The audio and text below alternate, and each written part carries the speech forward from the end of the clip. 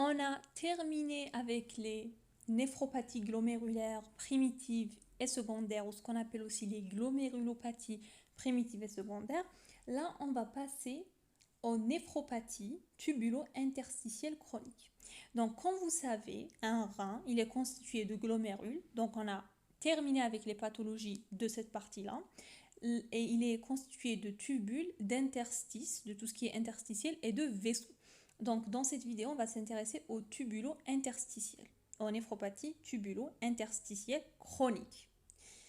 Ok, chronique, dans ce cas, ça veut dire quoi? Ou bien ce qu'on appelle NTIC, ou bien NIC quand c'est que interstitiel, et NTIC quand c'est tubulo en même temps interstitiel. Chronique, c'est-à-dire c'est supérieur à 3 mois, c'est plus de 3 mois. Ce que vous devez retenir, c'est que dans ce cas-là, bon, ça c'est un peu le plan du cours. Ce que vous devez retenir, c'est que le tissu interstitiel, dans ce cas, il est touché. Mais généralement, c'est pas isolé. C'est pas seulement l'interstice qui est touché, c'est presque toujours associé à une atteinte tubulaire. Ok? Et il faut savoir que dans les tubulo-interstitiels, généralement, la diurèse est conservée le plus souvent. C'est important de retenir ce que je suis en train de dire. Ok? On a une évolution qui est lente et progressive. Ce que vous devez retenir, qu'on a ici un syndrome bioclinique qui est très caractéristique. Déjà, ce qui est caractéristique d'une néphropathie interstitielle, c'est la leucocyturie. Ok, la leucocyturie, c'est la perte de leucocytes dans les urines qui doit exister, qui est obligatoire. C'est la leucocyturie. Deuxième chose, c'est l'absence de l'hématurie le plus souvent. Généralement, elle est absente, mais elle peut être présente. Et généralement, quand elle est présente, elle est microscopique. Mais généralement, retenez généralement absence d'hématurie, leucocyturie toujours présente. Et on a ici une protéinurie qui est assez caractéristique, c'est-à-dire qui est minime, qui est faible. Ok. Donc, elle est le syndrome glomérulaire ou bien syndrome néphrotique dans ce cas, il est très minime. Il est inférieur à 1 g par 24 heures tout simplement parce que ce n'est pas une cause glomérulaire. Ça ne touche pas vraiment le glomérule, c'est juste, ça peut juste donner une protéinurie qui est minime, qui est toujours inférieure à 1 g par 24 heures. Vous pouvez la trouver aux alentours de 800 mg ou autre. Là, la protéinurie physiologique normale, elle est inférieure à 150 mg par 24 heures.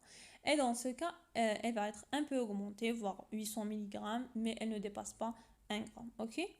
Très bien. La clinique des patients souffrant maintenant, on trouve généralement une HTA tardive, c'est-à-dire de surcharge. Elle n'est pas rénovasculaire en soi, elle est juste due à la surcharge. Donc, elle vient, cette HTA tardive, avec une insuffisance rénale. Donc, HTA et insuffisance rénale, c'est des signes de souffrance de notre patient. Très bien. Donc, à l'imagerie, qu'est-ce que vous pouvez trouver? Vous pouvez trouver des reins diminués de taille diminuée, avec un cortex qui est aminci et une dédifférenciation corticomédulaire. C'est un signe, la dédifférenciation corticomédulaire, c'est un signe d'insuffisance rénale terminale. Et il peut y avoir aussi d'autres signes comme la néphrocalcinose ou bien des calcifications ou bien l'hydronéphrose unie ou bilatérale, comme vous voyez sur ces images-là, soit des calcifications ou bien des hydronéphroses. Très bien. Donc, il faut savoir que le diagnostic est histologique, c'est important de le savoir. Et puis, qu'est-ce qu'on trouve à l'histologie? C'est l'atrophie tubulaire, la fibrose interstitielle, plus ou moins des infiltrats inflammatoires, plus ou moins des granulomes, etc. Au début, les glomérulés et les vaisseaux sont préservés, mais ils peuvent être touchés aussi. Ok? Ils peuvent être touchés aussi. Donc, là, pour ce qui est de la bandelette urinaire, donc si je résume un peu le diagnostic, la bandelette urinaire, vous avez une protéinurie faible, aux alentours de 800 mg, mais elle ne dépasse jamais 1 g par 24 heures. Elle est inférieure à 1 g par 24 heures. La leucocyturie, et l'absence de l'hématurie, plus ou moins une HTA ou bien une insuffisance rénale chronique avec le temps qui sont des signes de souffrance. Très bien. Donc là, quand vous avez à la bandelette urinaire ces signes-là qui vont vous orienter vers une néphropathie interstitielle ou bien tubulo-interstitielle, là on va faire une indication à la fonction biopsique rénale. Fonction biopsique rénale, biopsie, histologie, anapathe, vous aurez une infiltration du tissu interstitiel qui est presque, pas toujours, mais presque toujours associée à l'infiltration tubulaire aussi, tubulaire initiale, donc tubulo-interstitielle. Initialement, on n'a que le tubule et les interstices, mais après, on pourrait avoir le glomérule qui peut être touché, voire une néphroangiosclérose après, c'est-à-dire une insuffisance rénale chronique. En parallèle, on aura une HTA de surcharge qui n'est pas essentielle, comme j'ai dit, qui n'est pas rénovasculaire, qui est juste une HTA de surcharge qui est d'origine rénale. Ok? Très bien. Maintenant, on va aller aux causes. Ok, on va aller aux causes. Donc, qu'est-ce qu'il faudrait retenir par rapport aux causes? Déjà, comme je vous ai dit, pour l'histologie, retenez-moi la fibrose interstitielle, l'atrophie tubulaire, l'infiltration cellulaire interstitielle par les leucocytes. Voilà, ça faudrait le retenir. Voilà, pour ce qui est de la clinique, ce que vous devez retenir, c'est qu'elle est plus souvent latente. Vous pouvez avoir des douleurs lombaires, vous pouvez avoir des troubles mictionnels, polyurie, nicturée, etc. Mais la diurèse, elle est conservée comme j'ai dit. Okay, l'HTA, elle est généralement absente ou tardive, qui est liée à l'insuffisance rénale chronique comme j'ai dit. Et les œdèmes, attention, ils sont absents parce que là, il n'y a pas de rétention hydrosodée. Ce n'est pas glomérulaire, il y a plutôt une fuite de Na+. Dans ce cas, vous aurez une hyponatrémie, une hypokaliémie. Donc, il y a des fuites urinaires de Na+, et K+. Donc, dans ce cas-là, vous n'aurez pas d'ésœdème parce qu'il n'y a pas de Na+, il n'y a pas de rétention hydrosodée, il n'y a pas de rétention d'eau ou de sel, donc il n'y aura pas d'ésœdème. Une protéinurie, j'ai dit, elle est faible. Une leucocyturie qui est aseptique, qui n'est pas liée à des infections ou autres, c'est une leucocyturie due à cette atteinte tubulo-interstitielle, à cette néphropathie. On a des fuites urinaires, comme j'ai dit, et une insuffisance rénale chronique généralement qui est lentement progressive. Ok? Pour résumer, pour ce qui est de l'imagerie, vous aurez de l'atrophie rénale, des reins bosselés, des reins de taille asymétrique, la réduction de l'épaisseur corticale, j'ai dit, qui va être un amincissement cortical, des calcifications intrarénales qui vont évoquer une néphrocalcinose et des calcifications au niveau du parenchyme rénal plus précisément. Très bien. Donc, on va aller maintenant voir tout simplement après avoir fait notre ponction biopsychrénale et vu tout ça, on va aller donc voir nos causes. Qu'est-ce qui peut causer tous ces signes biologiques, cliniques, histologiques que je viens d'énumérer? On a des causes urologiques et des causes non urologiques. On commence par les causes urologiques. Les causes urologiques, déjà, ce que vous devez retenir, c'est qu'on a les pyélonéphrites chroniques. Okay. Les pyélonéphrites chroniques, c'est la première cause urologique. C'est les pyélonéphrites chroniques, c'est la principale cause. C'est une infection urinaire récidivante. Au niveau des voies excrétrices, on a l'atteinte de la voie excrétrice.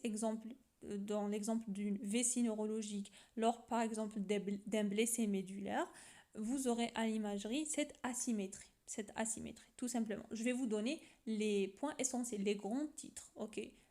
En médecine, ce que vous devez retenir, je vous donne ce conseil qui m'a aidé personnellement, c'est de ne pas aller dans les détails parce que vous êtes généraliste, vous devez retenir l'essentiel, l'utile, rejoindre l'utile à l'agréable et ne pas trop s'encombrer par des détails que vous n'allez pas retenir, que vous n'allez rien comprendre. Quand on vous donne beaucoup de détails, vous n'allez rien comprendre. Donc retenez, il y a deux grands causes, deux grands groupes. On a tout ce qui est urologique. Donc là, c'est la pyélonéphrite chronique qui est la principale cause. Puis vous avez les uropathies obstructives liées à un obstacle. Qui dit obstacle dit une surcharge. Puis quand il y a une surcharge, il y a une inflammation, il y a une destruction donc de l'interstice, il y a une destruction interstitielle.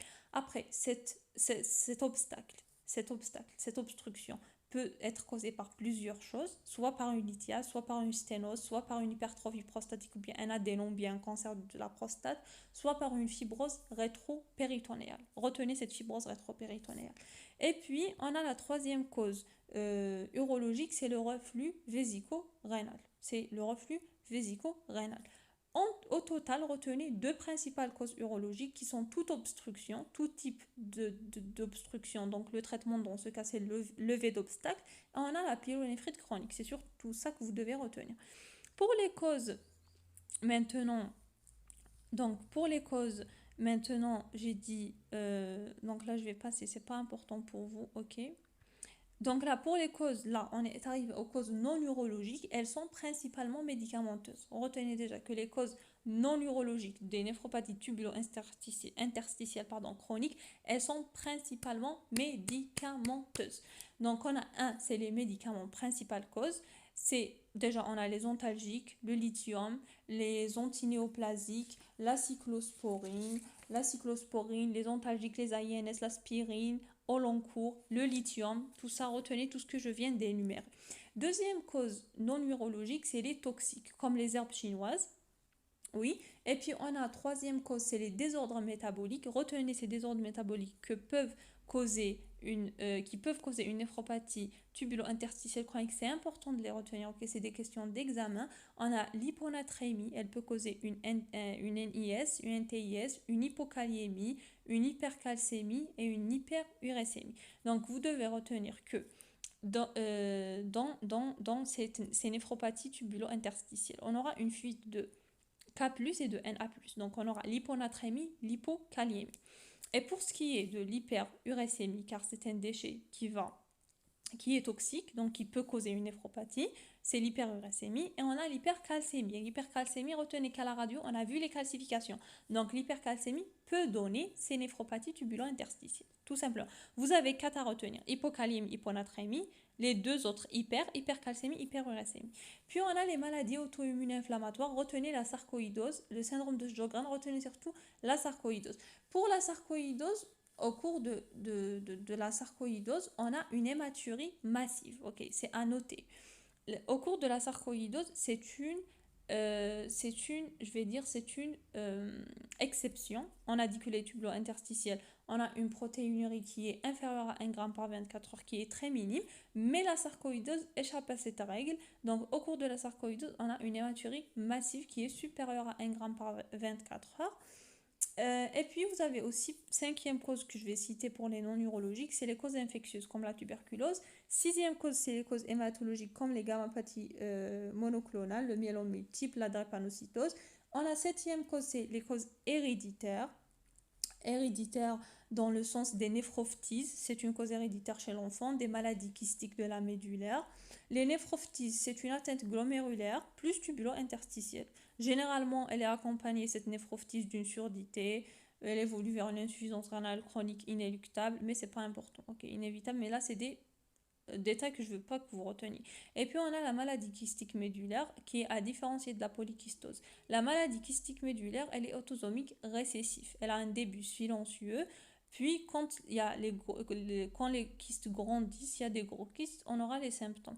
Par contre, dans la polykystose, c'est une maladie héréditaire dans ce cas qui est autosomique dominante. Là, c'est juste pour faire la différence.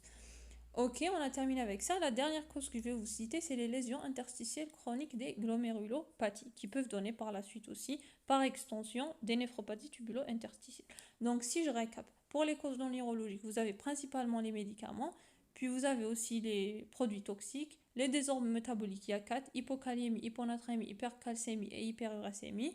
Maladie auto-immune inflammatoire, retenez sarcoïdose qui échappe à la règle, dont on aura une hématurie. Une hématurie massive et une protéinurie supérieure à 1 g. Et on a les infectieuses, les hématologiques, les héréditaires et les lésions interstitielles des glomérulopathies tout simplement. C'est simple, ok. Très bien, donc retenez que toute protéinurie, ok, là c'est pour la sarcoïdose dont je vous ai parlé, on aura une protéinurie qui est augmentée avec une hématurie qui est massive. Bon, là, retenez que toute protéinurie, ok, chez un adulte, c'est une indication à la ponction biopsique rénale, ok, pour voir comment on va se situer. Est-ce que c'est dans les glomérulopathies? Est-ce que c'est dans les néphropathies tubulo-interstitielles, etc. Donc là, il faut faire une biopsie rénale, ok? Très bien, là, on a terminé avec les causes. Maintenant, je vais parler du traitement des néphropathies tubulo-interstitielles chroniques. Donc, on a dit l'évolution, elle est lente, elle est progressive. Donc, déjà, il faut déterminer l'étiologie. Le traitement, il est principalement étiologique, c'est le traitement de la cause. Par exemple, si on a une cause urologique par obstruction, on doit faire le levé d'obstacle. Ok. Donc là, peut rentrer dans l'ordre à 100% si c'est pas obstacle, si c'est par obstacle, peut rentrer dans l'ordre à 100%, ou bien ça peut évoluer vers une insuffisance rénale chronique, une HTA. Une HTA qui, on a dit, c'est une conséquence d'une insuffisance rénale chronique qui n'est pas rénovasculaire dans ce cas.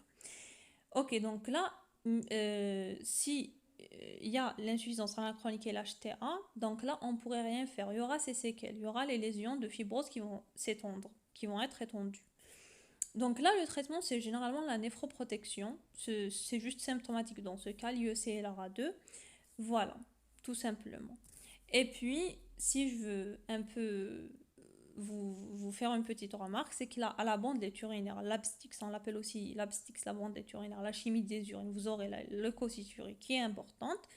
À l'ECBU, il faut éliminer une infection urinaire, donc toujours la bandelette urinaire, elle est suivie systématiquement d'un ECBU. Et puis, quand c'est plus tubulaire, tubulo-interstitiel, vous aurez une natriurèse. Donc, vous aurez une fuite de Na+, dans les urines. Donc, vous aurez une hyponatrémie, une hypokaliémie aussi.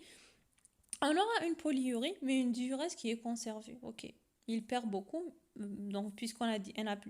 Donc, il y aura l'eau qui va le suivre. Donc, on aura une polyurie, mais la diurèse, elle est conservée. Donc, voilà, il fait sa diurèse depuis normalement du monde. Retenez les causes urologiques, non urologiques, pyélonéphrite chronique, obstruction par tout type d'obstacles. Et puis, on a les non urologiques, c'est principalement médicamenteuses. On pourrait avoir aussi des causes hématologiques, des causes héréditaires, des causes infectieuses, etc. Il y a beaucoup de causes. Et puis, traitement symptomatique, c'est l'IECRA2. Et puis, le traitement de la cause reste le plus important. Tout simplement, retenez leucocyturie, absence d'hématurie et protéinurie inférieure à 1 g per 24 heures. C'est la triade des néphropathies tubulo-interstitielles chroniques. Et à l'exception de la sarcoïdose, c'est pas très important pour vous cette exception, mais c'est bien de la savoir. Et puis, quand le patient souffre, on aura une HTA qui est conséquence de cette insuffisance rénale chronique. Et je pense que j'ai fait le tour et je vous remercie.